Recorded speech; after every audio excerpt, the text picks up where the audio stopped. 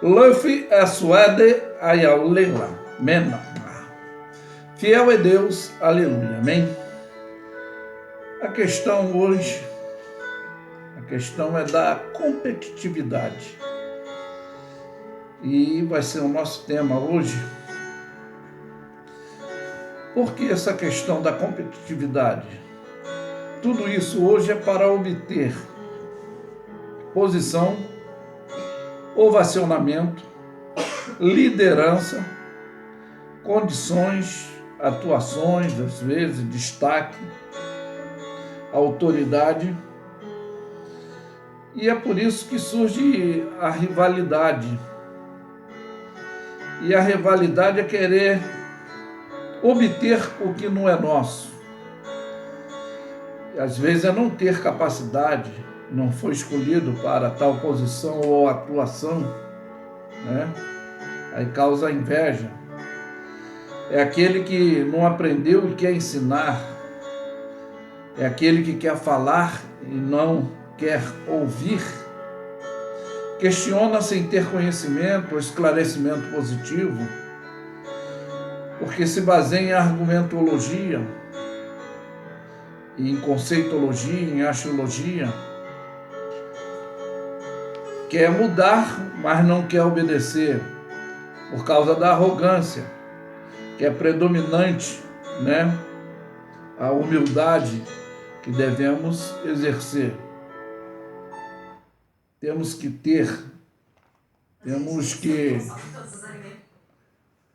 verdadeiramente nos submetermos às autoridades. E às vezes essas pessoas não querem fazer isso. Elas não querem se submeter. E por isso a arrogância é predominante, né? E hoje estão querendo estar em eminência, evidência, mas tem que submeter ao que Deus determinou, a chamada para quem Ele já capacitou. Eu tenho uma realidade dentro desse propósito, que também existe a rebeldia, porque tem os escolhidos, tem o chamado e os escolhidos, e tem os escolhidos entre o chamado, para atuar na função específica determinada por Deus. E Ele querendo ou não, pois temos várias passagens que demonstram a falta de amadurecimento de alguns que foram escolhidos entre o chamado para funções e para essas posições administrativas do comando celestial, e tiveram que apanhar para se posicionar. O apanhar aí é o aprender com as lutas, que luta é aprendizado, que Deus nos dá para a gente atuar através do Espírito Santo. E tem várias passagens que eu poderia citar de homens que amadureceram com o passar do tempo. Conforme eu já falei, que a nossa vida é de aprendizado. Isaías mesmo, ele vai falar dentro dessa arrogância que pode surgir dentro do ser humano, que os nossos pensamentos não são de Deus, os nossos atos, as nossas atitudes, né? Não são nem serão, nunca. Só quando nós obedecemos, aí vai haver uma coinonia. E aí sim, o nosso ministério vai ser esclarecido, posições específicas, como Paulo ele sempre fala, né? Lá em Coríntios, de doutores, apóstolos, profetas, pastores. A Bíblia ela vai falar de governadores, gestores, orientadores, reis que foram bem-sucedidos, outros que não obedeceram e não tiveram sucesso. Mas, dentro dessa questão aí, nós vamos pegar aqui um ponto, está em Mateus 20, do versículo 17 ao 18, por isso é que essa questão de competitividade, rivalidade, essa atuação toda porque querem priorizar o egoísmo dos interesses próprios, né? Aqui diz, e subindo Jesus para Jerusalém, chamou à parte seus 12 discípulos. E no caminho disse-lhe, eis que vamos para Jerusalém, e o Filho do Homem será entregue aos principais dos sacerdotes e aos escribas, e condená-lo à morte. E entregarão ao gentio para que dele escarneçam e os açoite e crucifiquem, e ao terceiro dia ressuscite. Então aproximou-se dele a mãe dos filhos de Zebedeu, e com os seus filhos, adorando, fazendo-lhe um pedido, lhe dizia, o que queres? E ela respondeu e disse, que esses meus 2 filhos se assente um à tua direita, o outro à esquerda, no teu reino. E Jesus, porém, respondendo, disse, não sabeis o que pedis. Pode vós beber do cálice que eu hei de beber e ser batizado com o batismo que eu sou batizado? E disseram, podemos. E disse ele, na verdade, o cálice, mas ao sentar à direita e à esquerda não me pertence dá-los, mas para aquele a quem o Pai tem preparado. E aí, quando os 12 ouviram isso, indignaram-se contra os 2 irmãos, né? Então Jesus, chamando-os para junto de si, e disse, bem sabeis que, pelos príncipes dos gentios, são esses dominadores, e que os grandes exercem autoridade sobre eles. Não será assim entre vós, mas todo aquele que quiser ter entre vós, fazer-se grande, que seja o vosso serviçal, criador, o servidor, né? E ele diz, qualquer que entre vós quiser ser o primeiro, seja o vosso servo, né? E bem como o Filho do Homem não veio para ser servido, mas para servir, para dar a vida em resgate de muitos. Aí está a condição e a posição dessa competitividade que eu falei, que é obter posição, né? Ovacionamento, liderança, condição, atuação, destaque dessa autoridade. E aí surge a rivalidade, que isso na realidade era uma rivalidade. É querer ter o que não é nosso. Às vezes é não ter capacidade, não foi escolhido para tal posição ou atuação, não aprendeu e como vai ter a condição de ensinar? Quer falar, mas não quer ouvir. Porque ouvir, para nós, é prestar atenção e fazer uma seleção daquilo que é positivo, é negativo, daquilo que é motivo, daquilo que é razão, daquilo que podemos nos centralizar. Não é se basear no nosso conhecimento, que papagaiamente hoje se repetem por causa da axiologia, conceitologia, argumentologia.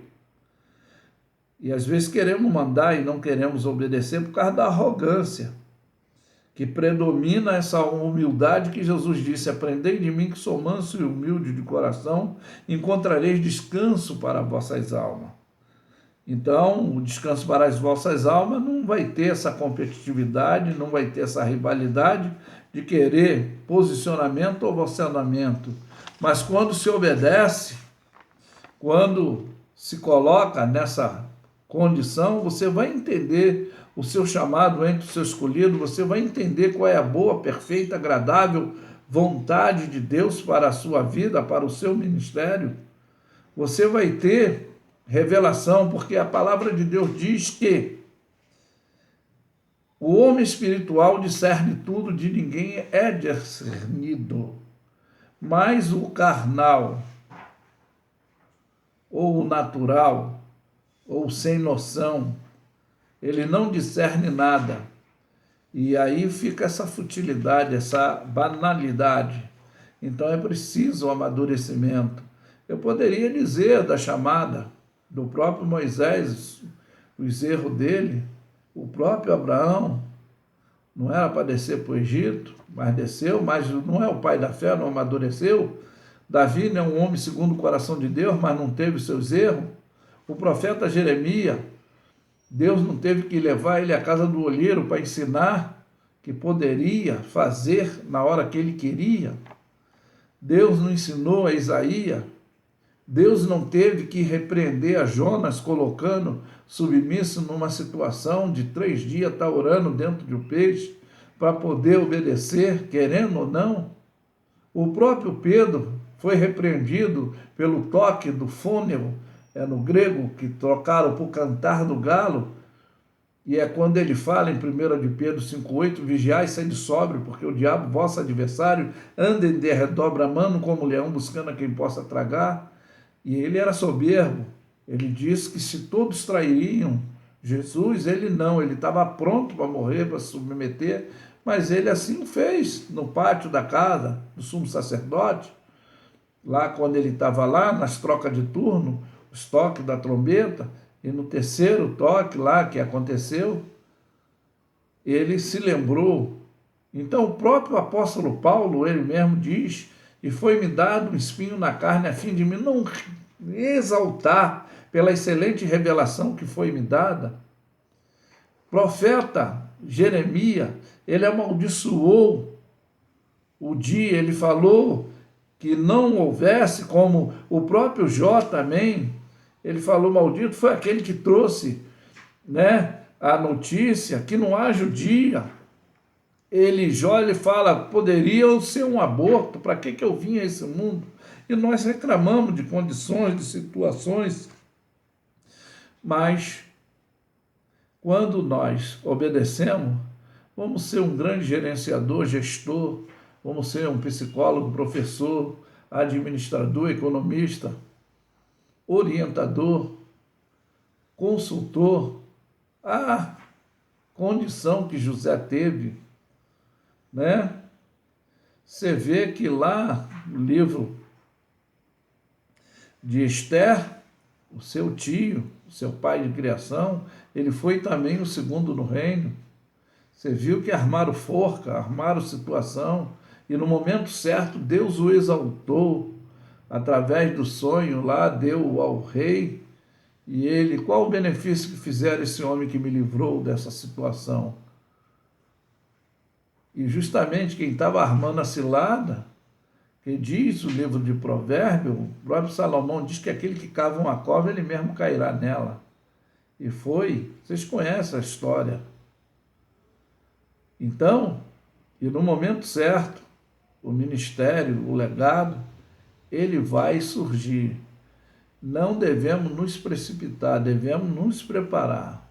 E quem vai nos qualificar é o aprendizado que o Espírito Santo vai nos dar para exercer a função, para não sair fora da orientação dada por Deus. Você vai ver e concordar comigo que todos os ministérios na Bíblia, todos eles falharam, erraram. O único que teve um questionamento no momento crucial, que diz no livro do Evangelho segundo São Lucas, que Deus teve que enviar um anjo para consolar, que lá é metidrose, o estado, ele sai do estado patológico, entra no clínico, de suar sangue, que é esse fenômeno raro, mas foi enviado o anjo para consolar no livro de Lucas, não que ele fosse hipocondríaco, mas foi uma questão deprimente, atuante, que estava próximo. Como diz o livro de Isaías, que ele, o Cordeiro de Deus, que tira o pecado do mundo, ali já estava chegando o momento, e estava se aproximando. E ele, dentro dessa realidade, que é como diz o livro de Filipenses, ele se humanizou, ele se despiu da sua glória, ele orava, ele buscava a Deus para não entrar em tentação, para não pecar contra Deus, para também não ficar frágil, dentro de situações, mas ele sabia qual era o ministério dele, que ele orou o Pai por 3 vezes, e na terceira vez ele chegou à conclusão: não, seja feita a tua vontade, né? Então, até o próprio Cristo, em momentos, em situações antagônicas, ele mesmo não queria passar a situação, não que ele não tivesse maduro, mas ele mesmo passou o aprendizado para nós. Aprendei de mim, aprendei de mim. E ali você vê que entre os 12 havia essa competitividade. Quem relata quem foi o traidor é João, no livro de João, diz que Pedro que fez isso, que Pedro que pega a espada, corta a orelha de servo de mal. Tudo isso era uma competição por causa de posição. E a melhor posição é de ser servo, de servir. E é isso que devemos ser. E fique esse alerta para você saber qual é a boa, perfeita, agradável vontade de Deus ministerial na sua vida, né? Busca o Senhor enquanto se pode achar, pede esclarecimento, pede Ele o discernimento para Ele poder te ajudar. E eu afirmo que Luffy é suede ayalela mema. Fiel é Deus, aleluia, amém? Tenham todos um bom dia, fiquem na paz.